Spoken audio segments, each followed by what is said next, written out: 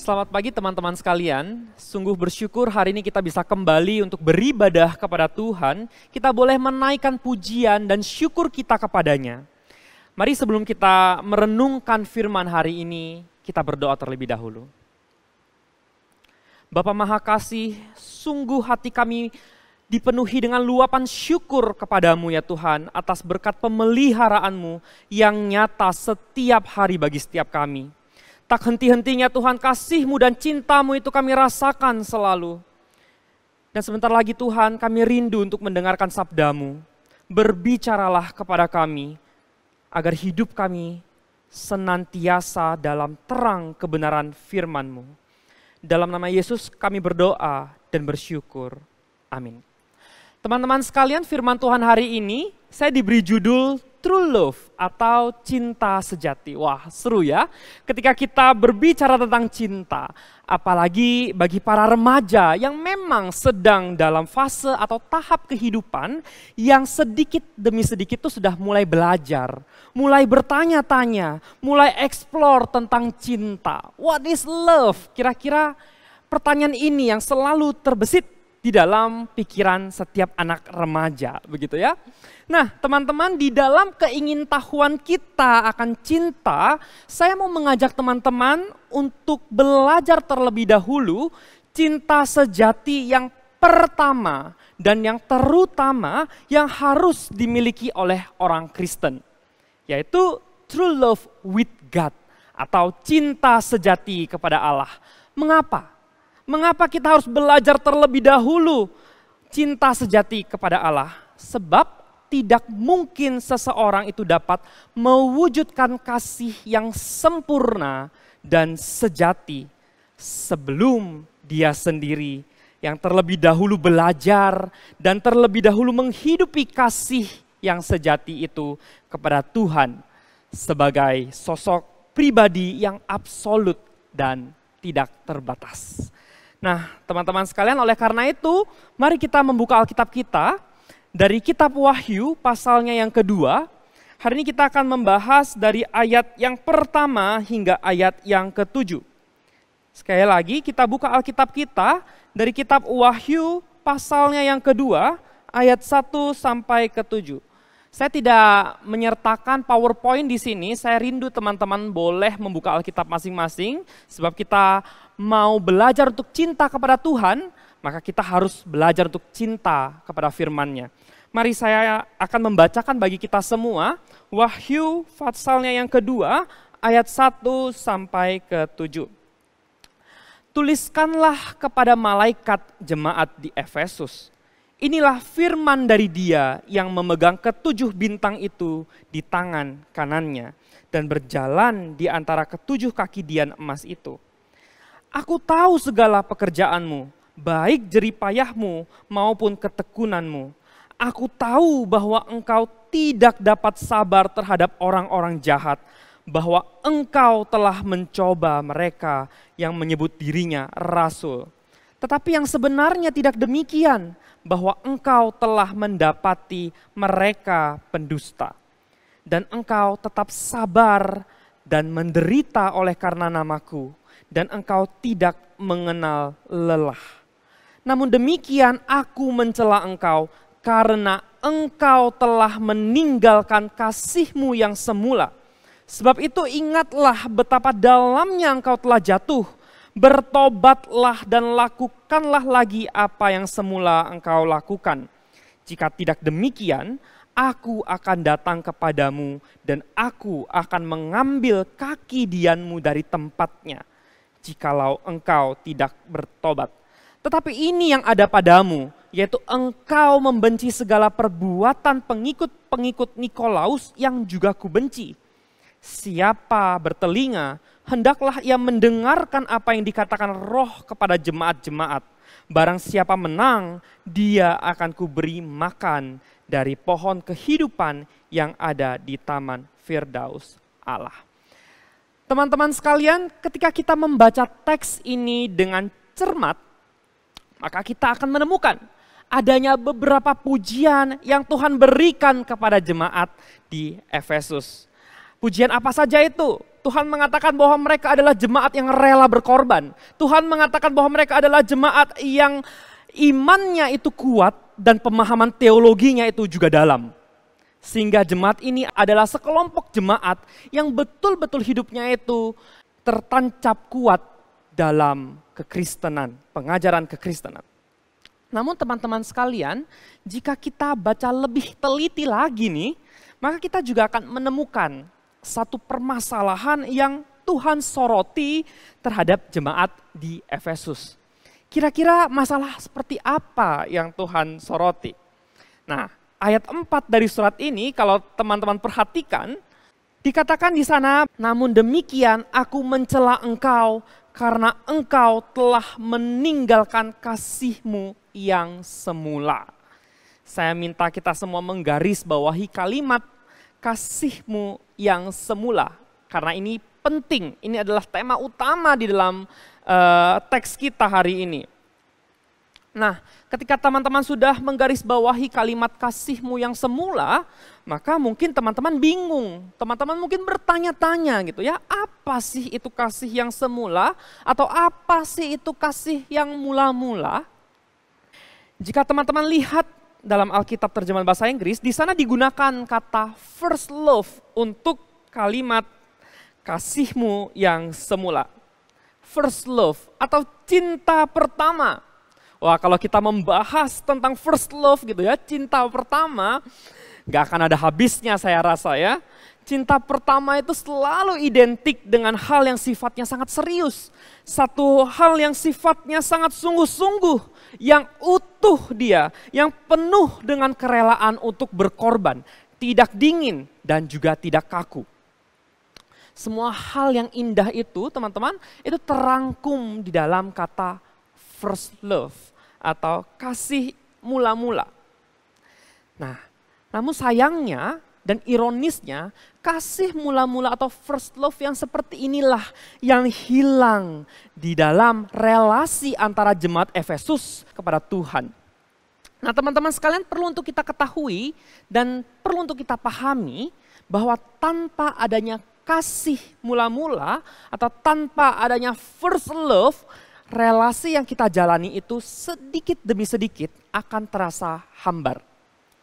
Tanpa adanya kasih mula-mula, apa yang kita kerjakan dan kita lakukan itu akan terasa seperti sebuah tuntutan atau sebuah rutinitas yang tidak ada artinya.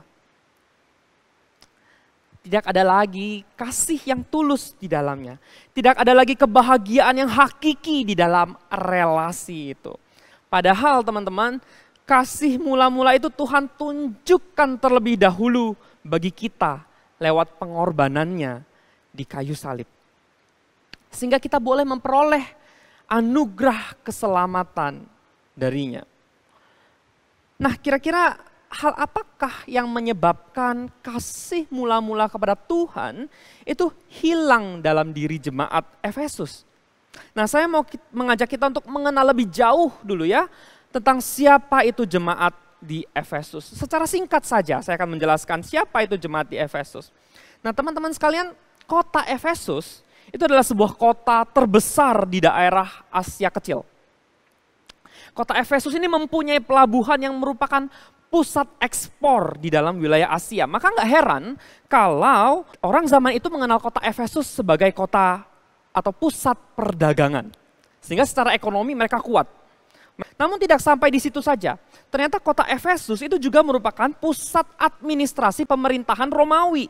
Sehingga jika dilihat dari sosial dan politik, kota ini penting. Jadi teman-teman, kota Efesus ini kuat dari segi apa? Baik dari segi ekonomi, baik dari segi politik, dan baik dalam segi sosial budaya. Nah, ironisnya di tengah-tengah kesuksesan kota ini di dalam segi ekonomi, ternyata kota Efesus ini masih ada di dalam penjajahan dari kaisar yang bernama Domitianus. Nah, kaisar ini memerintahkan semua orang itu untuk memanggil dia sebagai Allah. Jadi semua orang harus menyembah dia sebagai Allah. Jika ada satu orang pun yang melanggar peraturan ini, yang ketahuan tidak menyembah kaisar ini, maka hukumannya ialah kematian. Sehingga teman-teman sekalian, konteks inilah yang menjadikan satu dilema di dalam kehidupan orang Kristen dalam kota Efesus.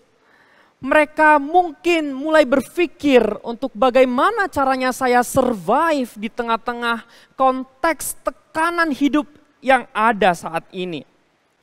Dan mereka sedikit demi sedikit mulai untuk berkompromi.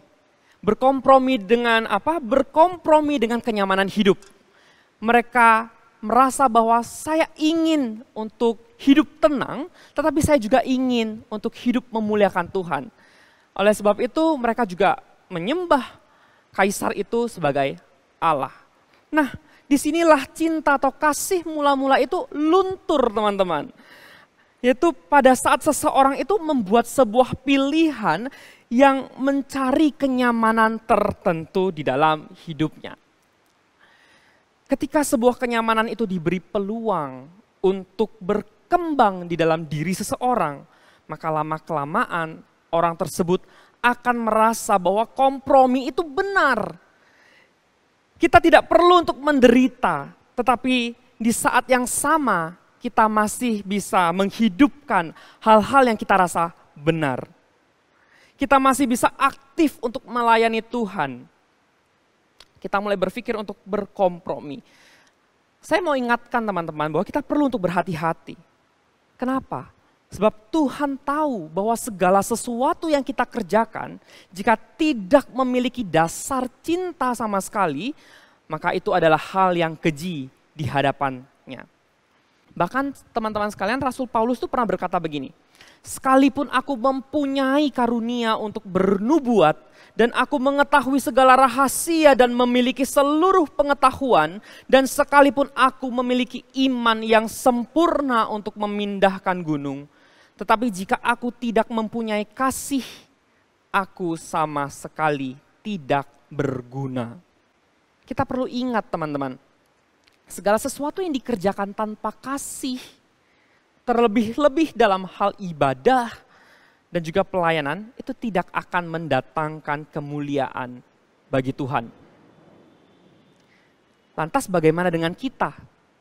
Apakah kita juga sama dengan jemaat di Efesus ini? Yang sudah kehilangan kasih mula-mulanya, yang kehilangan first love-nya bersama dengan Tuhan. Saya mau mengajak kita untuk evaluasi sejenak gitu ya. Apakah dalam relasi kita dengan Tuhan kita mulai merasa hambar gitu ya.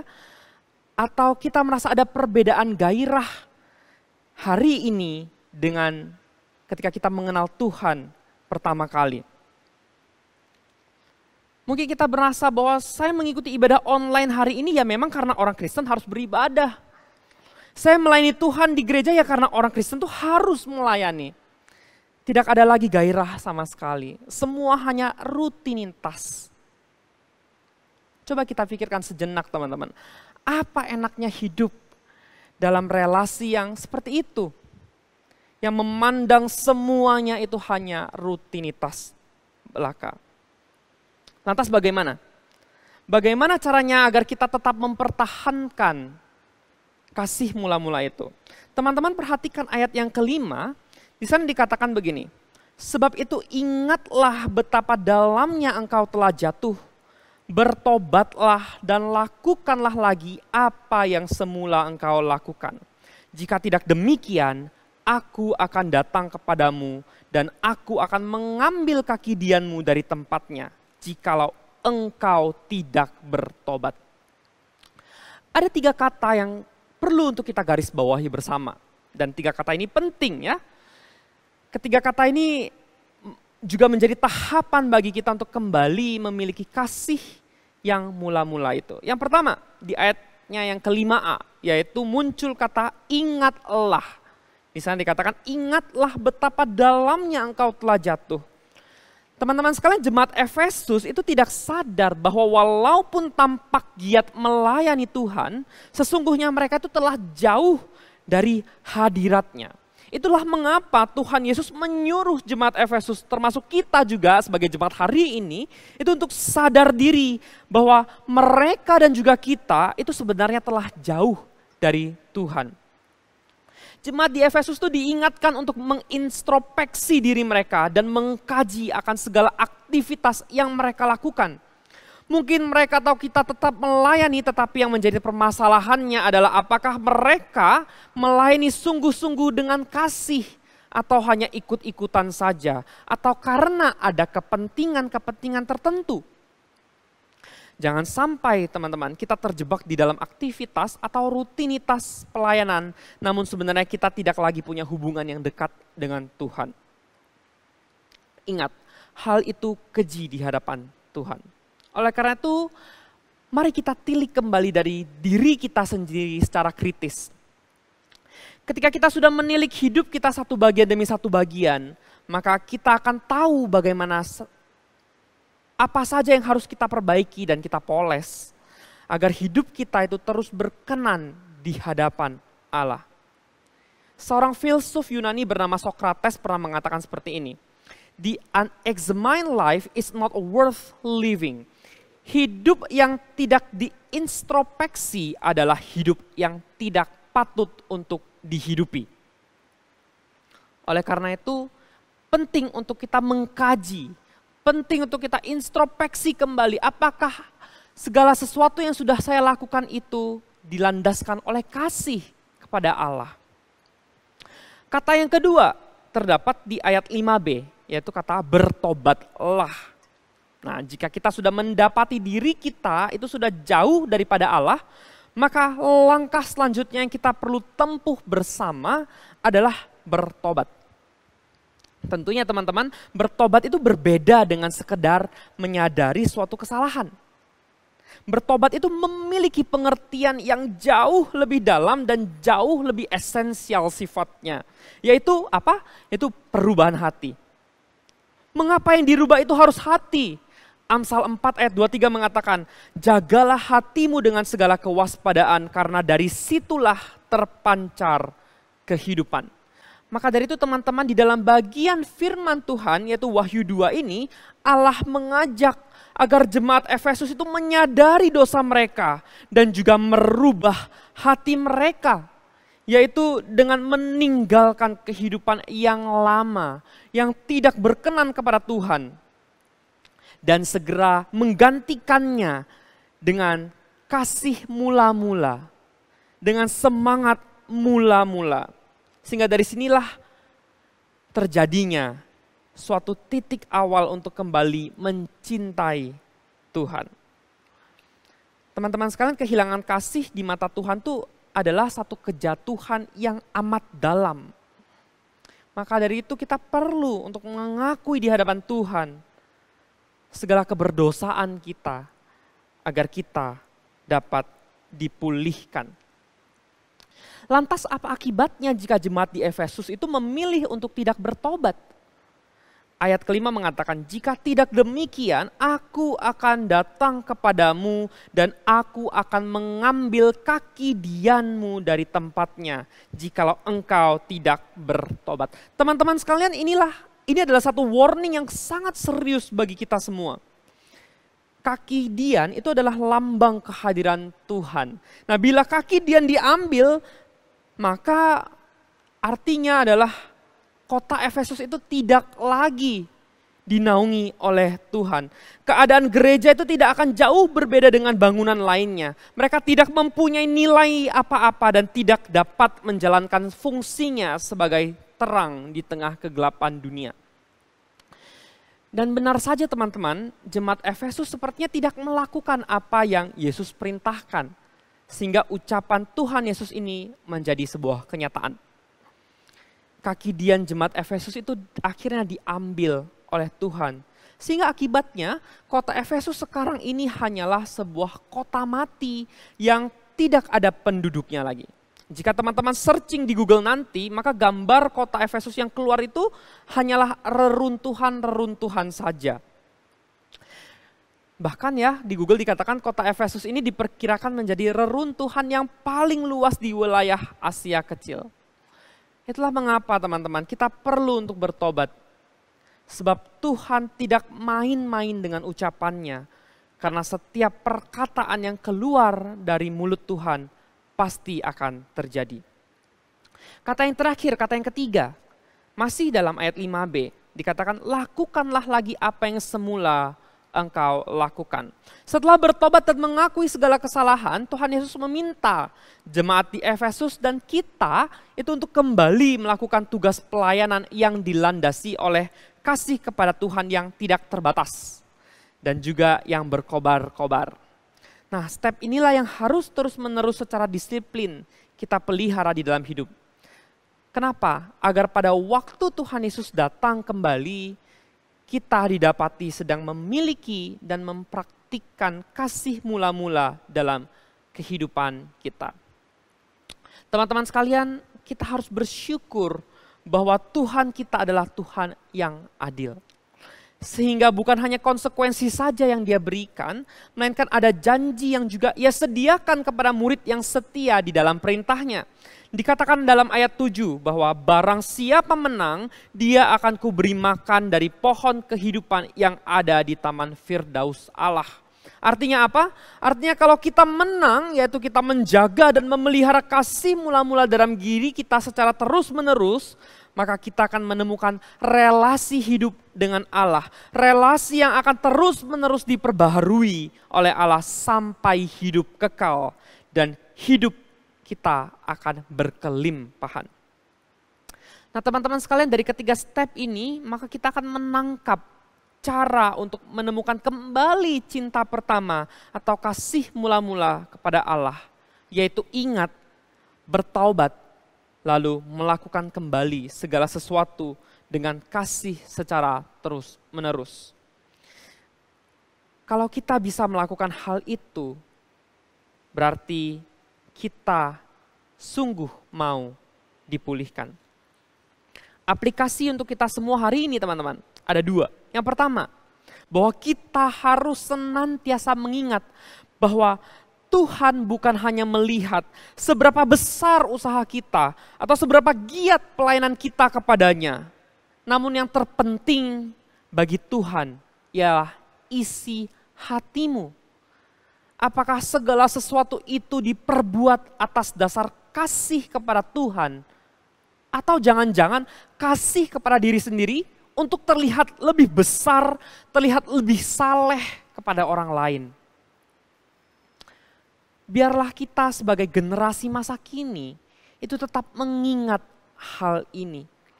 Agar apapun yang kita lakukan itu didasarkan atas kasih kepada Allah dan dapat memancarkan terang Kristus bagi sekitar kita. Itu yang pertama. Aplikasi yang kedua bagi kita semua. Tuhan